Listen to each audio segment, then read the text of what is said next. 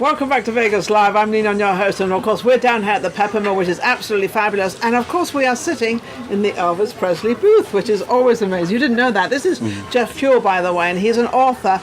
But before we go into all that, we're here down, and you know, the Pepper Mill has started in, I think, 1972, so it's kind of a legend here. It's kind of, you know, everybody but the kitchen sink has been in this place. It's absolutely amazing. It's got quite a name for itself, hasn't it? Yeah. One of the best known places in Vegas. It is, and it's still here. Then everybody here is so friendly. The food is amazing. Oh, yes. The food is absolutely incredible. Just have to give you a little announcement. Next week we will be dark, and that's the first time in 2 years that we will not be doing a show. Not because of me, because apparently they're going to sort of redo something here at the Pepper Mill, and they're closing it down for a couple of days. Whatever. I don't know the story, but they're going to be redoing something. So who knows what it is, but I know it'll be good.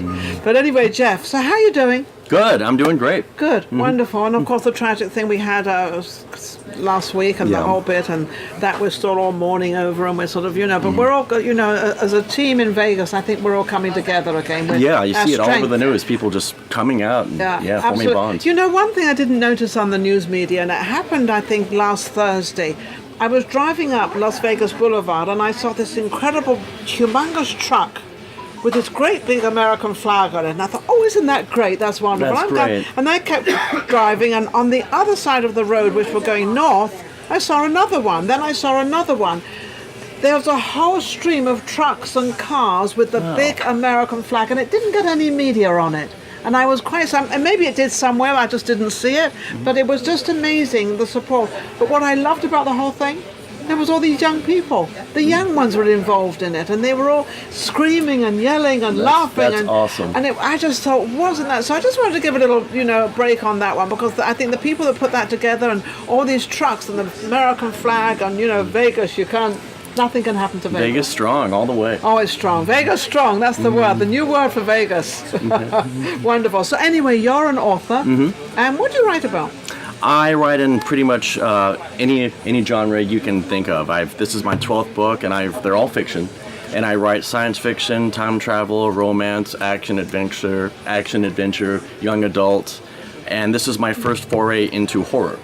Yeah, I noticed this was a horror book. I'm going to sort of put this book up here, because it's Reality and Other Horrors. Wow! A collection of strange tales. There's 16 stories in there. So where did you get your tales from? Well, this is my 12th book. Yes. But this is actually a collection of stories I wrote when I first started writing when I was around 19 or 20 years old. Yeah, a couple of years ago. Yeah, just a few years ago. So I had them around, and I thought, why not rewrite them and put them all into one volume? And this is some of them. So when you were 19, you were thinking of all these horror stories, and you went off that. And you just started to get back into reality, real life, whatever that is. Well, I don't want to just write in one genre. My mind is all over the place. So right now it's horror. My next novel, which is already done, it's going to be a young adult thriller. A young adult thriller. I think to reach the young people is amazing, because I think they need to start reading books and whatever. Talk about reading books. How is it now with all the internet and everything else, and Amazon and the whole? Though Amazon did make it easier for people to read books. With the internet and technology, it opens up a whole new way for authors. I mean, you can reach people good? now. It's great. You can reach people all the way from here to amazing? Europe, Australia, Japan, China, anywhere. I've had sales just all over the world. You've had sales all of... Now, when you started using... I'm going to quote Amazon, because that's really kind of the platform where everything kind of... It is, really. It's really where it all sort of got together, and they made it easier for people like you, authors, to get their books out there. So when you first started, how hard was it for you to get in that sort of way of selling books and people reading your books? Well, I was saying, once I finished my first book, I started submitting it to publishers. Yeah. And a publisher got back to me saying, okay, we want to start you off on Kindle. And you thought, what's Kindle? What? And I had to read up on it. Okay, Yes. It's the new wave of technology. This was back in 2008. Now it's when it was starting out. Now Nearly 10 everyone years knows ago. what it is. Yeah. So that's a long time ago. And it's just recently that Kindle books are starting to equal, if not surpass, paperbacks and hardbacks. Yeah, because I think people are more inclined to sort of, they can take their little Kindle to bed with them. It's like an iPod for books, yeah. Yeah, well, it's like, this is your book. It's your Kindle is your book now, rather than going out to buy one. Now, when they have to obviously upload your book, and that costs a certain amount of money. uploading it and putting it on a Kindle obviously is much cheaper than going out to buy the book, is it? It is. I mean, your average book on Kindle is $2.99. If you're someone more of a name status, you can charge as much as a paperback or even a hardback. If you want to, but you If probably you want to. you won't get that many customers. Right, Because yeah. they're going to go for the cheaper book. Right. They're going to wait for you to drop your book down. Right, yeah, That's exactly. it. Yeah. Because people are very conscious now on money, of where they spend it, and because they want more, so it has to stretch in lots of different places. And I think books is one of the greatest forms of entertainment because you can have hours of reading for pennies compared to like anything else. I yes, for entertainment, and you know, there's entertainment out there is astronomical. I mean, You're right. I'm thinking about the sports arena to go to any game or go to anything out there. Your now. average show in Vegas is like $100. Yes, so, yes. yeah. So this is an entertainment as well as learning, and also Right. sort of, you know, because reading has always been the greatest thing in the entire world for knowledge. Mm-hmm. So your book. So what is your favorite? What do you really like to kind of write about? Or do you have this change of mind all the time? I have a change. It depends. Whatever I'm into at that time, that's my favorite. But I think majority of my books, if not at least half of them, are young adult. Young adult That's a fun books. market because it's like being a kid again. You know, I had a show called Voices of Tomorrow. I had it for 16 years. And I used to interview the younger generation from 12 years to 18 and over sometimes. And they have such intellect that we don't know about, because once you get them on sort of, you know, by themselves away from everybody, they're able to talk to you. And amazing how they are these days. They're nothing like we used to be. Nothing Right. like we used to be. And it Right. was just absolutely incredible. And so I think reaching the younger generation, is this getting them back to reading again? I think so. I think J.K. Rowling is one of the people who is very responsible for doing that. Really? Yeah.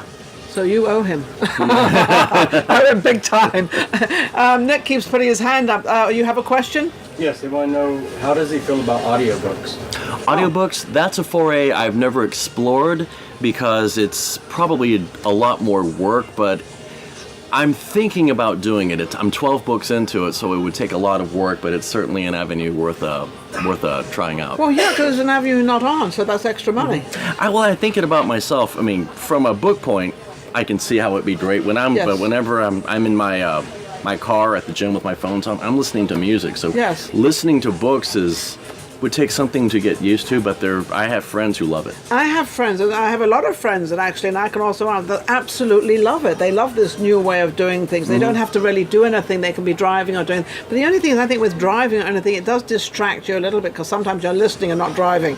So sometimes you've got to be a little careful on that. And if a person's voice is very soothing, if you're driving late at night after a long Yeah, you road go, trip, it could kind of like lull you.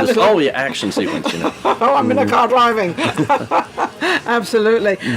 So where can they? Obviously, they can go to Amazon, but how can you let them know, your audience know how they can reach you and everything? This is a 12th book, Reality and Other Horrors, a collection of strange tales, available at Amazon.com. You can find me on Facebook, on my author profile. You can find me on Twitter, Instagram, and LinkedIn. And that's Jeff Fuell. And Fuell is Fuell. 2 L's. L-O, yes, 2 L's. Get it right. That's amazing. So what gives you the inspiration when you're driving or when you're at home? What is the greatest place for you to get the inspiration to write a new book on a new subject? The inspiration, the idea just comes, and I have my writing space at home, put the radio on low volume, have a drink, and just let the let the words flow. Don't they? What drink do you have? By drinks, I mean I don't drink. It's usually like a soda or Soda, power, something. Rockstar or Monster. You know. Rockstar monster. That's amazing. So, have you always written? Is this always been your business, or do you do anything else? I started writing when I was 19 or 20 years old.